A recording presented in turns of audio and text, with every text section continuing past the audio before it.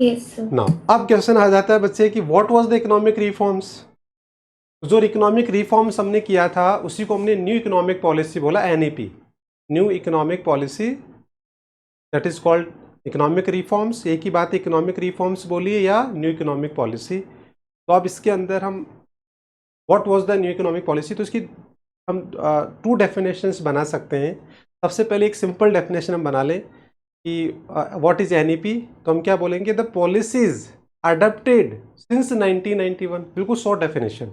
जो भी पॉलिसीज हमने अडॉप्ट की थी since 1991, that is called new economic policy. Very simple definition.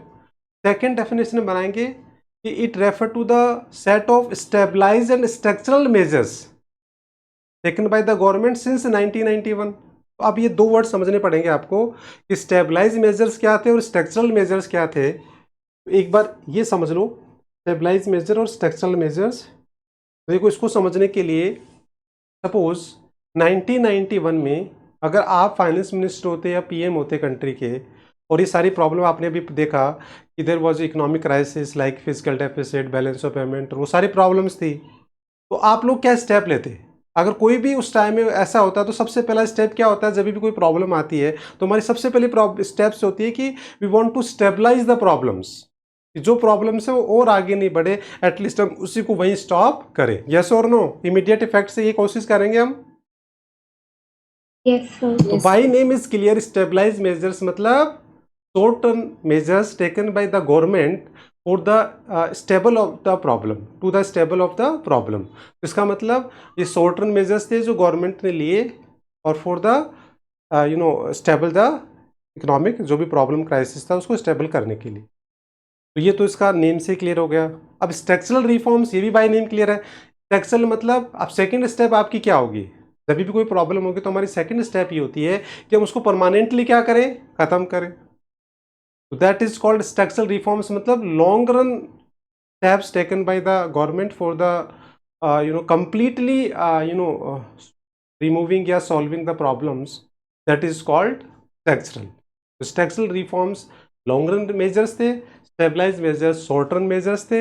by name is clear हो रहा है? तो आई होप ये दोनों वर्ड्स क्लियर है बच्चे, stabilize और structural। ना अब डेफिनेशन पे आओ वापस। फर्स्ट डेफिनेशन तो क्या थी न्यू इकोनॉमिक पॉलिसी की?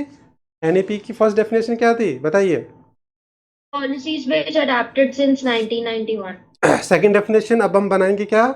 It refer to the set of stabilize and structural measures taken by the government since 1991। बाकी देखो दोनों डेफिनेशन लिखी हुई है। Set of stabilize and structural adjustment measures started since 1991, ये बोल दो। या सेकंड डेफिनेशन क्या है? Economic policies updated bye the government of India since 1991, कैसे भी बोल दो आप, दोनों डेफिनेशन का मतलब same. I hope definition clear है क्या एनईपी? Yes, sir. अभी ये एनईपी, Yes, sir. ये एनईपी न्यू एजुकेशन पॉलिसी नहीं है, ठीक है? Yes, sir. ओके ना, उसके बाद में कंपोनेंट क्लियर है, मीनिंग हो गया, कंपोनेंट भी समझा दिया मैंने। अब आता है थर्ड पार्ट इसका, दैट इज ऑब्जेक्टिव, कि what were the objective of new economic policy. तो ये भी हम ऑलरेडी कर चुके कि ऑब्जेक्टिव क्या था, बताओ न्यू इकोनॉमिक पॉलिसी का ऑब्जेक्टिव क्या था? जो प्रॉब्लम्स थे उनको सॉल्व करना। Sir. तो अब उनके आगे सारी प्रॉब्लम्स के आगे लगा दो to solve the physical deficit, to solve the balance of payment, बस वही तो करना है। यस और no? Yes, sir. Yes, sir. तो अब एक पूरा शॉर्ट नोट्स आपका पे एक पूरा शॉर्ट नोट तैयार हो सकता है। यस और no? Yes, sir. Yes, sir. First meaning हो गया, सेकंड उसके क्या हो गए, कंपोनेंट हो गए, और थर्ड क्या हो गया, ऑब्जेक्टिव। और ऑब्जेक्टिव कैसे लिखोगे? ऑब्जेक्टिव बिल्कुल सिंपल है, जो प्रॉब्लम्स थी उन्हीं से पहले आप टू सॉल्व करके आप आराम से लिख सकते हैं। यस और नो? बताओ। Yes, sir. New economic policy clear हो गई क्या?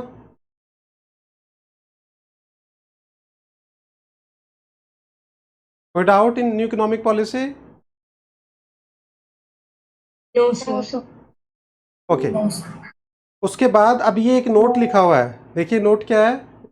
सर ये हो सकता है कि जो स्ट्रक्चरल रिफॉर्म्स जो लिए गए थे 1991 में, उसको अपन 3 पार्ट में डिवाइड कर सकते हैं, लिबरलाइजेशन, प्राइवेटाइजेशन एंड तो ग्लोबलाइजेशन। ये बेसिकली यही है कि हम ये देखें कि प्राइवेटाइजेशन लिबरलाइजेशन क्या है, कनेक्टिविटी क्रिएट करें कि जो प्राइवेटाइजेशन लिबरलाइजेशन कुछ भी नहीं है, is a part of structural measures, और structural measures refer to the long run measures, yes और नो। तो जो हमारे गवर्नमेंट ने लॉन्ग रन मेजर्स लिए थे वही आगे जाके हमने 3 पार्ट में डिवाइड कर दिए। Structural measures are further classified in 3 part, liberalization, privatization and globalization. और इसी तरीके से अब ये पूरा चैप्टर हमारा आगे 3 पार्ट में, देखो कंटेंट में भी आपने देखा था कि इसके जो मेन 3 पार्ट्स है बेसिकली वो यही है कि लिबरलाइजेशन, प्राइवेटाइजेशन एंड ग्लोबलाइजेशन। इस तरीके से मेनली ये जो चैप्टर है वो 3 पार्ट में डिवाइड हो जाता है। ठीक है, तो बताओ यहाँ तक हमने 2 टॉपिक्स हमने कंप्लीट कर लिए, कोई दिक्कत?